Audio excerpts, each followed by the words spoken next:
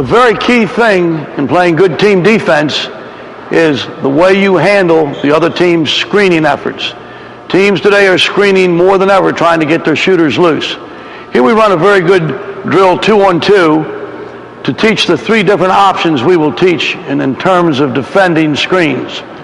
One would be that we would give what we call hedging help.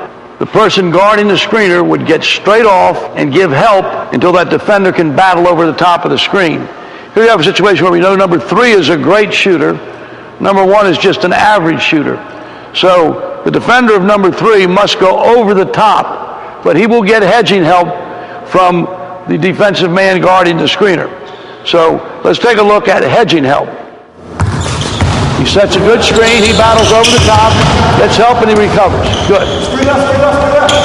Now we slide through, he's not that good. Hold it right there. So the first instance you saw, we had a battle over the top to give the great shooter no opportunity to get a shot off, and getting hedging help from the man guarding the screener.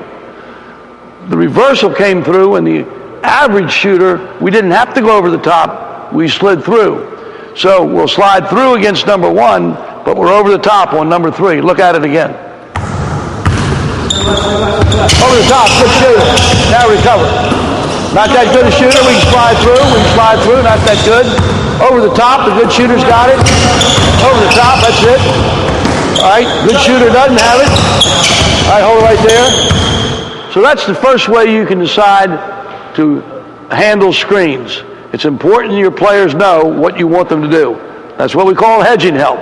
And it's over the top of the screen against the great shooter getting hedging help from the man guarding the screener. And if it's just an average shooter, the defender can slide through. And give him just a little bit of room.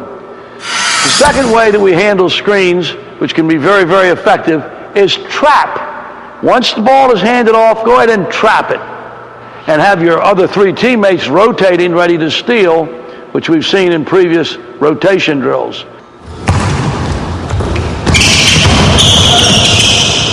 Hold it right there. We got the ball out of the hands of the great shooter. And you can decide to trap only certain players. Other players you may just want to always slide through on. But a great shooter, you may want to trap him. Let's reset that again. All right, we're going to trap that. We don't want him to have the ball. We're going to make him get rid of it. That way you can make sure late in the game their best player is not going to take the last shot.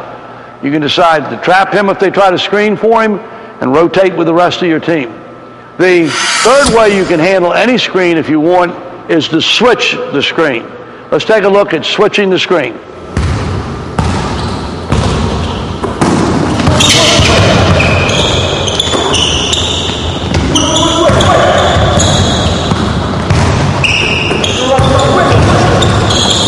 All right, hold it right there. Good job.